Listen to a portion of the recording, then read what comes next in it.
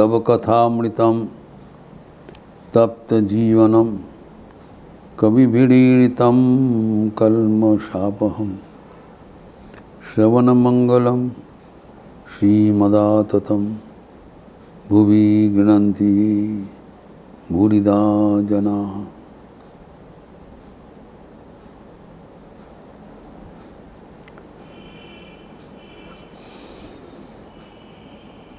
दशावतार के भीतर हम लोग द्वितीय अवतार कूर्म अवतार के बारे में चर्चा शुरुआत किया था। हम लोग देखें कि दुर्वासा मुनि के दिया हुआ सुगंध युक्त पुष्पहार इंद्र ने ऐरावत को दे दिया। ऐरावत उसको सूंघकर पृथ्वी पर गिरा दिया। तो उसका इतना अनादर हुआ, देखते हुए उन्हें अभिशाप दिया, तुम श्रीहीन हो जाओगे। आज श्रीहीन होते ही दैत्यगण उसको स्वर्ग का अधिकार कर लिया, अपना क्रीड़ा क्षेत्र बना दिया।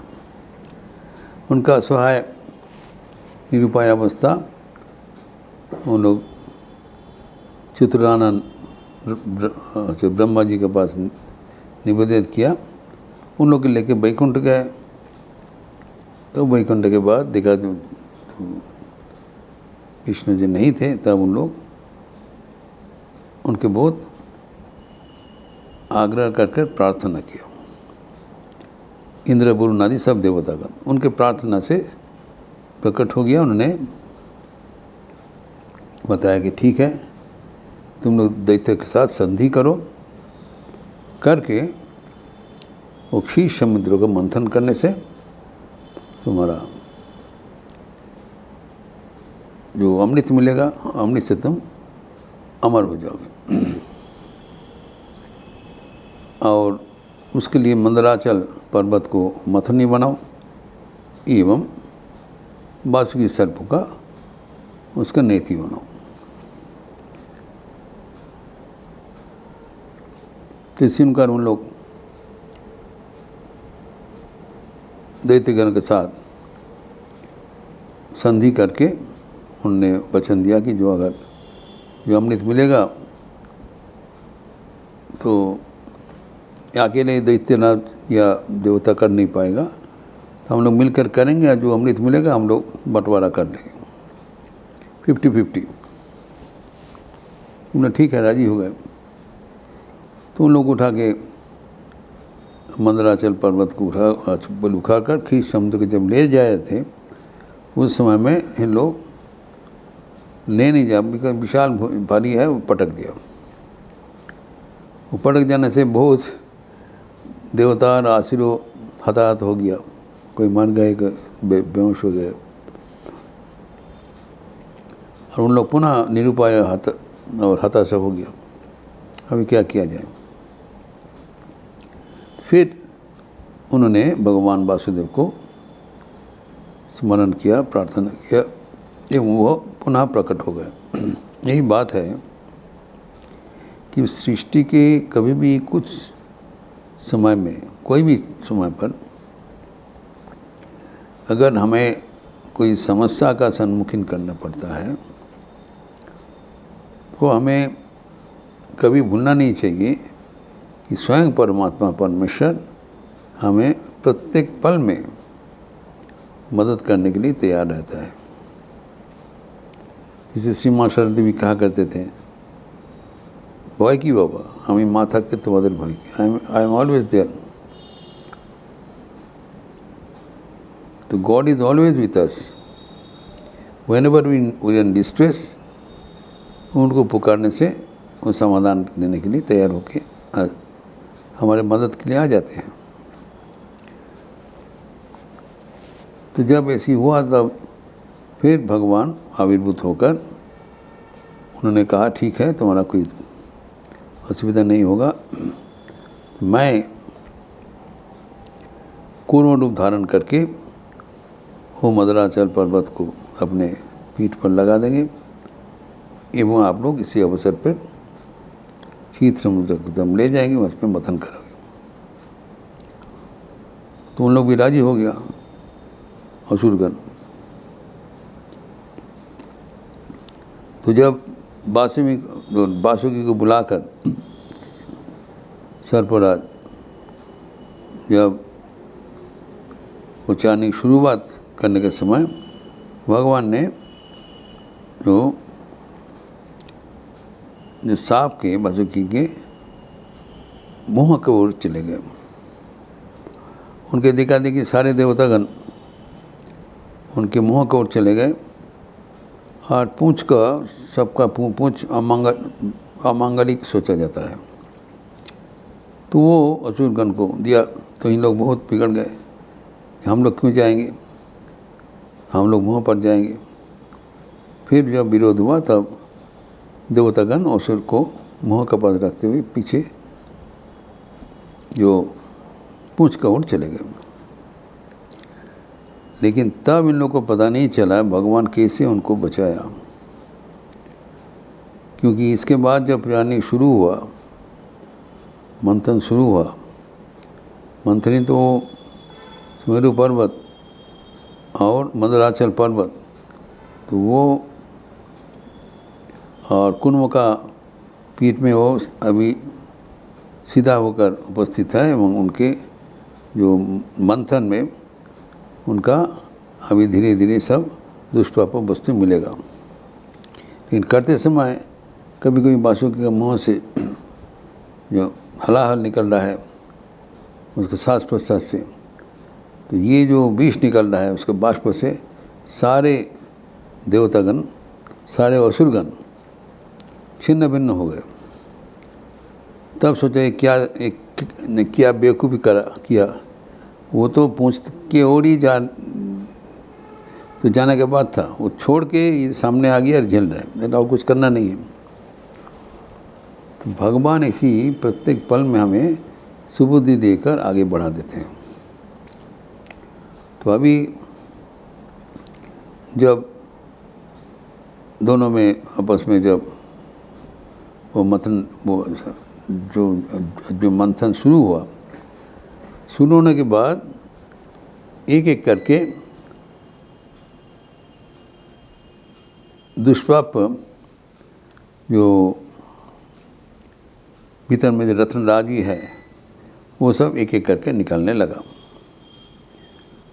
और वो तो वहाँ पर इन लोगों के मंथन तो कर ही रहे हैं।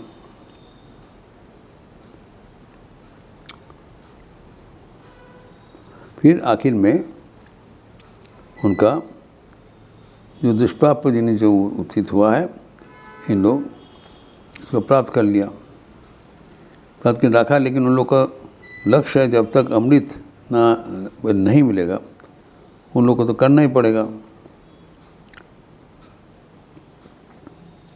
तो करते रहे, आखिर में जो अमृत का उत्थान हुआ। जब अमृत का उत्थान हुआ तब असुरगण उसको छीन लिया। जो कलश में जैसे उत्थान हुआ, कलश छीन लिया और वो बोला ये हम ही लोग लेंगे, देवतागण को नहीं देंगे, ज़बरदस्ती करके।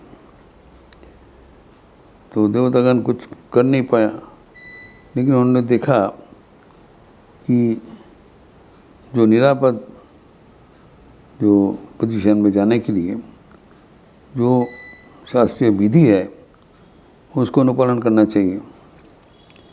तो उन्होंने देखा कि इसको जो जैसे वो उठेगा सबको देने के लिए, तो जब वो असुरगण को लेके भागा तब और देवतागण को दूर से हटा दिया।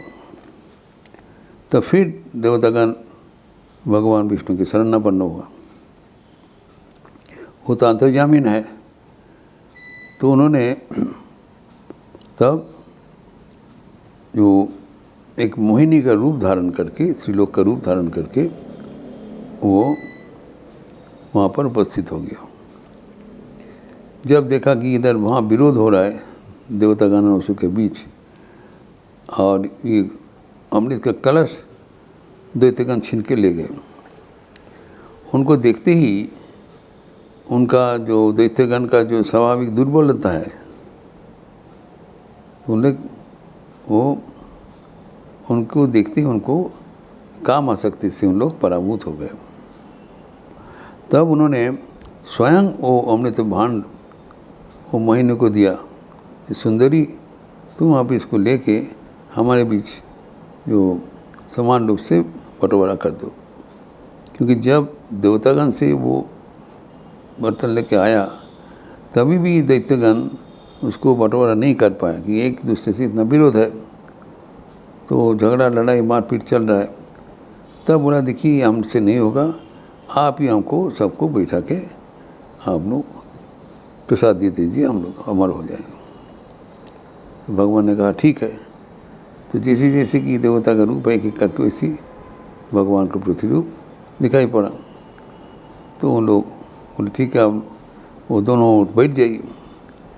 तो जब ऐसी अवस्था हुआ तब वो भगवान मोहिनी रूप धारण करके वो देवतागण को ही वो अमृत परोस दिया, जबकि दैत्यगण को कुछ नहीं दिया। छल चातुरी करके उनको वो मरणशील रख दिया, जबकि देवतागण अमृत हो गए। तो जब यह अवस्था में जब हुआ, इस समय में भगवान विष्णु का जब वो मंथन हो रहा था, तो वो मंथन के समय उनका निद्रा आ गया, नींद आ गया। नींद आने से उनका जो भीतर में जो सांस प्रश्वास वो सारा तेज बहने लगे। जब तेज बहने लगे तब उनका वो सुगंधित जो सांस प्रश्वास से समुद्र अभी उत्ताल हो गए। समुद्र उत्ताल में जो लहरा तो चारों ओर विस्तृत होने लगा। तब फिर देवतागण प्रार्थना करके भगवान को उठाया। लेकिन कहा जाता है जो भगवान का जो असंतुलित सांस प्रश्वास से जो सागर का जो उद्वेलित हुआ वो अभी भी जारी है। कहा जाता है अभी भी सागर में जैसे ज्वार भाटा चलता है, ebb tide and flow tide, since time immemorial, ये भगवान का श्वास का जो अनियम हुआ उससे है, ये माना जाता है। तो अभी भी इसलिए समुद्र का लहरा कभी स्तब्ध नहीं होता है।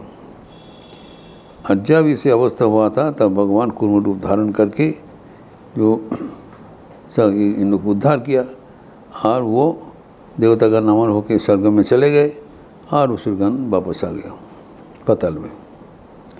तो ये जो बारंबार जो सृष्टि को बचाना,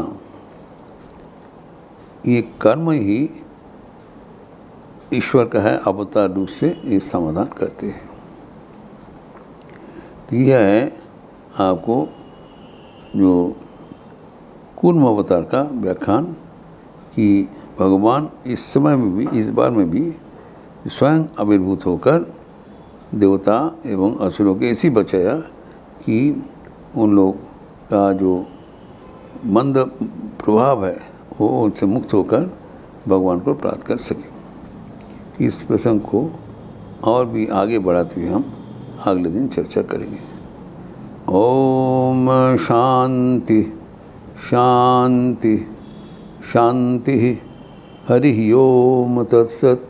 श्री राम कृष्णार्पणमस्तु। आज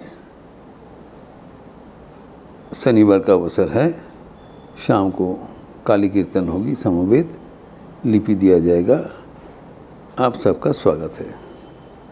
अच्छे रहिए, स्वस्थ रहिए, आनंद में रहिए। नमस्कार।